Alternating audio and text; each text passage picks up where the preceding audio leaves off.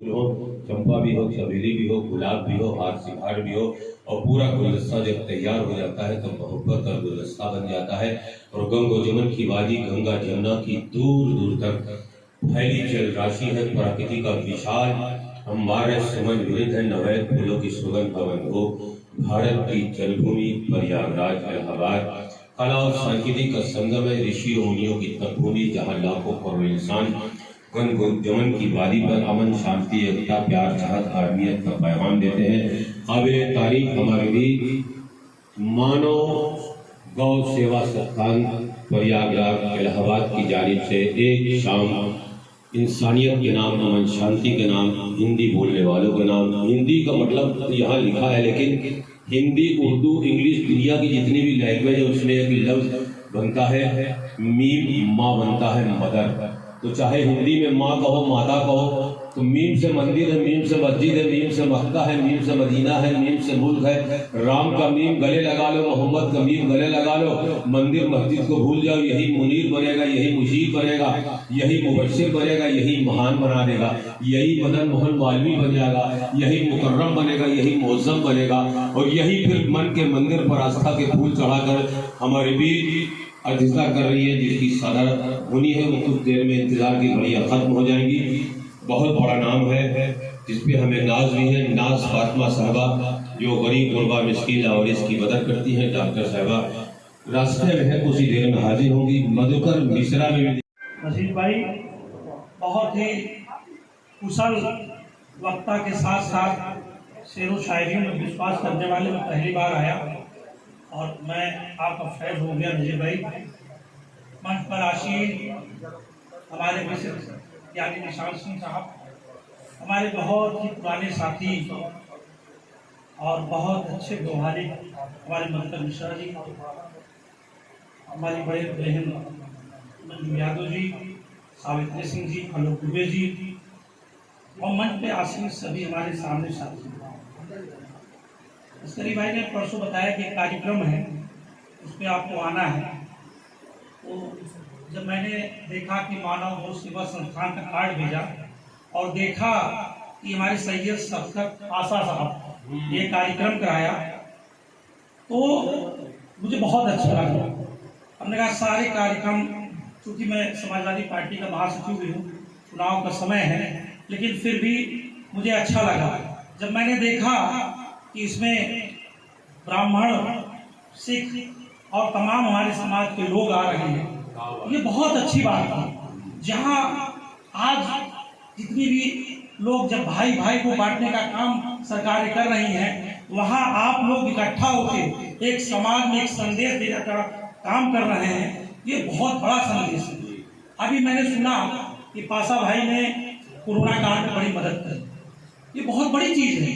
Corona काल में भी तमाम हिंदू मुसलमान को बांटा गया। मैं पेशे से अधिवक्ता हूँ। एक यहीं पे कुशेश्वर साहित्य विश्वविद्यालय के प्रोफेसर हैं और बच्चों को पढ़ाते हैं, और समझ लीजिए कि उनका एक आरोप केवल ये था कि दिल्ली से कोरोना काल में कुछ भाई हिंदू, मुस्लिम, सिख, ईसाई सबको एक जगह पे इकट्ठा करके इस गंगा जमुनी तहजीब में इन्होंने एक बेहद मिसाल पेश किया। उनको उनका बहुत बहुत आभार। देखिए, आज हम सब यहाँ पे इकट्ठा हुए हैं एक संगोष्ठी में जिसका विषय है वर्तमान समय में हिंदी भाषा का मूल्यांकन। हमारी बड़ी बहन मंजू यादव जी ने जैसे कि बता दिया हम लोगों को कि उसकी उत्पत्ति, उसका उद्भव कैसे हुआ, उस पर मैं न जाकर मैं आपको बताता हूँ कि हिंदी भाषा विश्व में 132 देश ऐसे हैं जहां पर भारतीय मूल के 2 करोड़ से अधिक लोग अलग अलग स्थानों में रह के हिंदी भाषा का प्रचार प्रसार कर रहे हैं और हिंदी भाषा को निरंतर प्रगतिशील बनाए रखते हैं। हिंदी भाषा हमारी विश्व की तीसरी ऐसी भाषा है जो सबसे सर्वाधिक बोली जाती है। विश्व की तीसरी भाषा है हिंदी भाषा। हमारे भारत की मुख्य भाषाओं में से एक है, जैसा कि आप सभी ने कहा, नबी ने भी बताया कि हमारी मातृभाषा है, तो वो हमारी मुख्य भाषा में से सरकारी कार्यालय हो, व्यापारिक प्रतिष्ठान हो, शिक्षण संस्थान हो या साहित्य का क्षेत्र हो, सब जगह हिंदी प्रगतिशील है आज के समय में। इस डिजिटल युग में हम लोग देखते हैं घर में बच्चे पढ़ने वाले हैं, इंटरनेट का बहुत इस्तेमाल करते हैं। आज की डेट में इंटरनेट के माध्यम से भी, चाहे वो ब्लॉग्स हो, चाहे सोशल मीडिया का प्लेटफॉर्म हो, चाहे साइट्स हो, उस पर हिंदी के अधिकतर चीजें आपको हिंदी भाषा में आज के समय में उपलब्ध है। आपको पीएचडी करना है, रिसर्च करना है, कोई भी सारी सामग्री आपको इंटरनेट पे आज की डेट में हिंदी कि मानव गौ सेवा संस्थान के सौजन्य से हिंदी भाषा के विषय में बोलने के लिए आज जो भी जनता, जो भी विशिष्ट अतिथि आए हैं, उनका मैं हृदय से स्वागत करता हूँ। और दूसरी चीज जो यहाँ पे दरगाह है, मैं उनको नमन करता हूँ, क्योंकि सबसे पहले देव तुल्य होता है, वही हम मनुष्य को आगे की अग्रसर करते हैं, बढ़ाते हैं। तो उन्हीं की कृपा है कि आज हम लोग यहाँ पर इकट्ठा हुए। तो कहा जाता है कि जैसे कि लोग हिंदी भाषा के विषय में आजकल लोग इंग्लिश का रुझान ज़्यादा दे रहे हैं। रिसेंटली आज की ही बात है, खंडा भंडार कि यहाँ मैं जाया करता हूँ पूजा करने, तो एक सज्जन को मैंने यहाँ बुलाया। तो इतना तो स्वाभाविक बात है कि हिंदी में 1 से लेकर 10 तक सबसे पहले गिनती हिंदी की आती है, बाद में अंग्रेजी की आती है। तो आज के विषय में हिंदी सबको जानना चाहिए। ये जरूरी नहीं कि आप अंग्रेजी पढ़नी है तो आप अंग्रेजी में बात करिए, आप कोई सेंटेंस अंग्रेजी में बोलिए, कोई शब्द अंग्रेजी में बोलिए, ये उचित नहीं है। जाते हैं क्योंकि हिंदी हमारी मातृभाषा है और हम लोग भगवान की बड़ी प्रेरणा है कि मनुष्य का जन्म मिला है। तो मनुष्य का जन्म मिला है इस मातृभूमि, ये जो हमारी मातृभूमि है और हमारी मातृभाषा है जो हिंदी, उसको आगे का बढ़ावा दें। ये ना कि हम उसका तिरस्कार करें, उसके विषय में हम न जाने, न हम किसी को बताएं। हमारे पास आज उपस्थित हमारे पास 14 स्टूडेंट हैं और हम पहले भी शिक्षा देते आए हैं कर्मकांड की। ये सब छोटे छोटे बच्चे थे, ये सब गर्मी की छुट्टी जब हो जाए तो बोले गुरु जी हमको भी कुछ सिखाइए। तो हमने कहा ठीक है, जो मुझे ज्ञान मिला है उस ज्ञान को तो हम अवश्य बांटेंगे। तो हमने निस्वार्थ भाव से इन बच्चों के समक्ष अपना सारा योगदान इनकी आगे रख दिया। चाहे हिंदू हो या मुस्लिम हो या सिख हो या ईसाई हो, सबका एक मकसद है अपने हिंदुस्तान को मजबूत बनाना।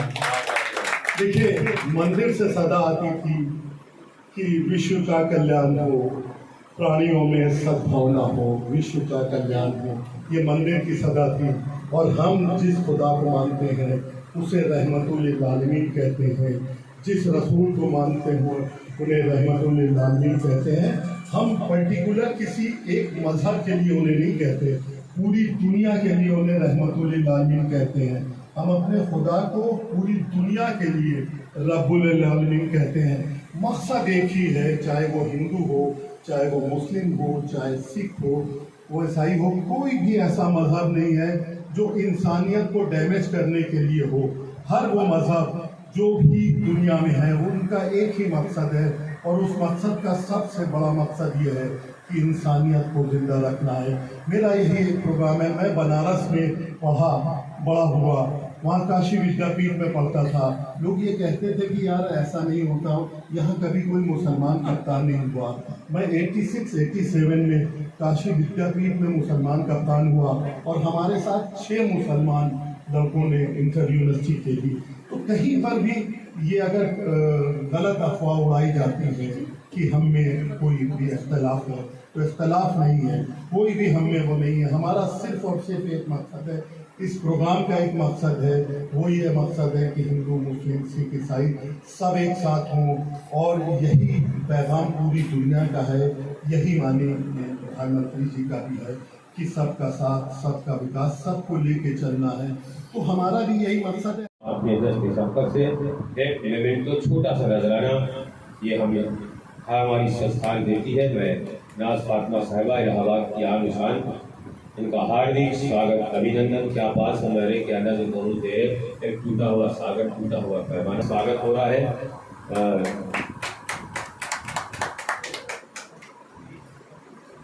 सावित्री सिंह जी है, बहुत बहुत धन्यवाद आपका, आपकी अजमतों को सलाम।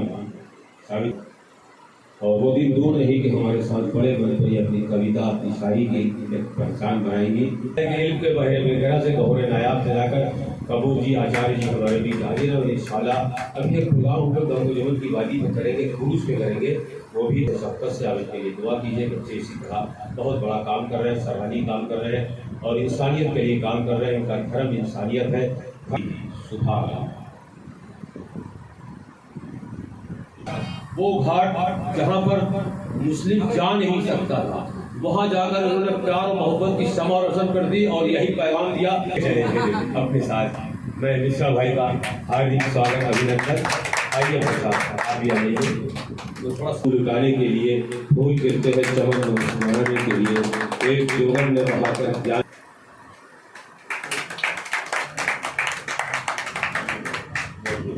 इसके बाद सब लोगों को देगी जो अस्पताल में भी दिया था और मैं इस अवार्ड को अपने सबसे ऊपर रखूंगा। जी भाई के लिए एक ताली होनी चाहिए।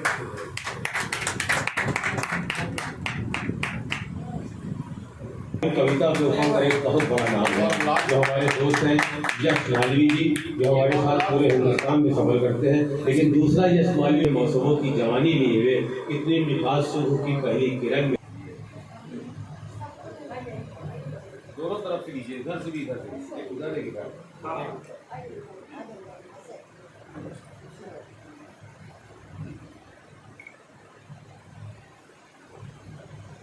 उधर से लीजिए, सामने से इधर से लीजिए और उधर से लीजिए।